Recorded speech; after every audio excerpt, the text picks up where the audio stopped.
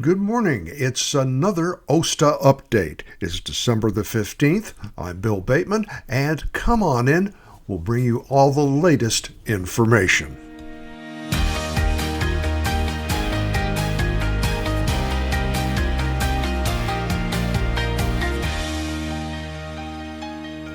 Well, hi, everybody. I'm Bill Bateman, part of the team here at the Oregon State Tenants Association, and on December 11th, I testified remotely before the House Interim Committee on Housing and Homelessness. This was chaired by Representative Pam Marsh, and it was on the pending legislation produced by our work group. The working title right now is LC 1860. This is not the formal title. That will be assigned at the beginning of the session. We'll have HB as the designation and then a number. So that's what you're going to be looking to. A special thank you to my Vice President, Rochelle Love Elder, and John Van Landingham of the OSTA Board for their exceptional contributions and efforts as creating the remainder of this project. This is a working copy. This means it is likely there will be future changes. And to make it easy for you to follow, I've established a link to the draft of the bill as it stands today. That link is in the login area. Give it a click, and I recommend bookmarking that section. There's a lot of good information to follow if you're new to the legislative process. So here's what I said. This is all about the numbers and their impacts. We've shared some of these numbers today with you in the documents submitted in preparation for the session. The numbers that brought us here today inspired me to become active in OSTA approximately a year ago. And while working with residents of 55-plus parks, I've not only seen firsthand the problems we're talking about today, but as the 75-year-old owner of a manufactured home, they also are affecting me personally.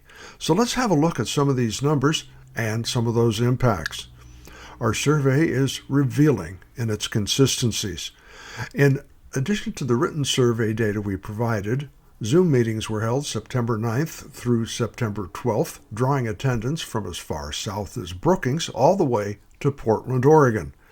Watch parties were put together with multiple computers to set up in clubhouses and allow as many people to participate as possible. A group of 5 volunteers at one park made over 500 phone calls to alert our membership. Of the combined 525 responses, there were over 1,200 in-depth comments, and those were provided in multiple categories by respondents from all over the state. I've read through them and submitted 9 for your review. I wanted to show that these are not isolated one-off problems. Many comments are focusing on the decline in maintenance and park service, despite the regular increase in rent. More importantly, there is a growing concern over the total lack of transparency for these cost increases. We discovered questionable practices used to force tenants to gain their property for next to nothing.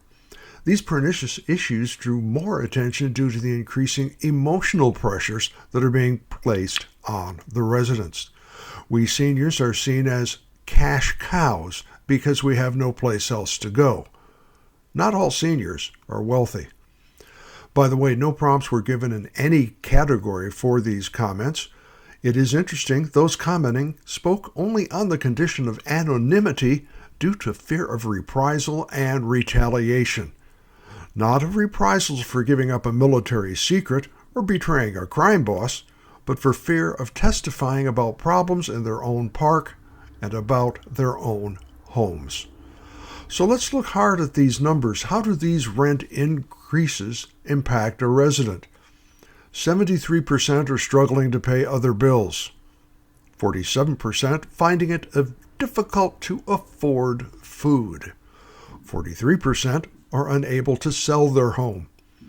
41% will not be able to stay in their homes. 34% will need to go back to work over the age of 65, and even 10% are finding it difficult to care for either children or other elders in the family.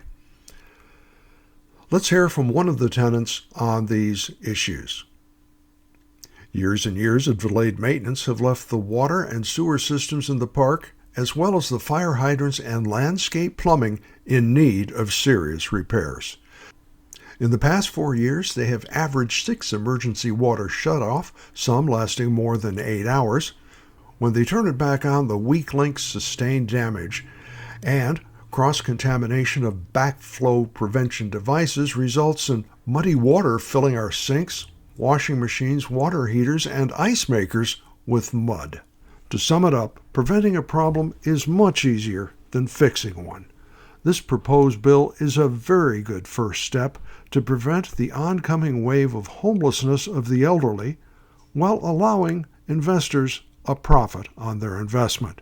Anything else just won't add up.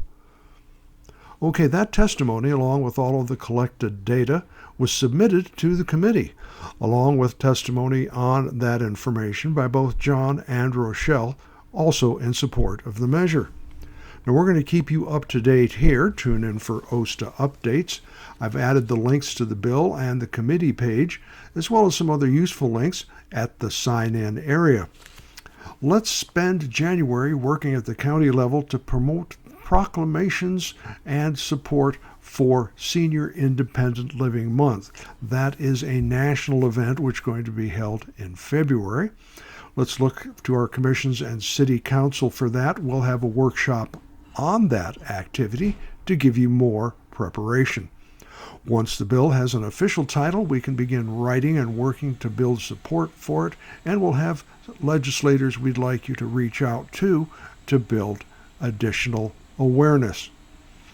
Also coming up in January, dealing with what to do when a tenant organization is just not enough. We're going to have more details on that upcoming online event in our next OSTA update.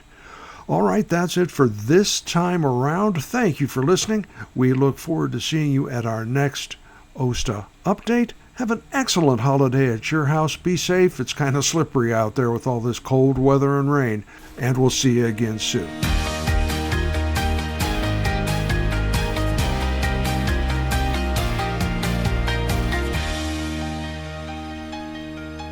The preceding program was a presentation of Retired Guy Productions.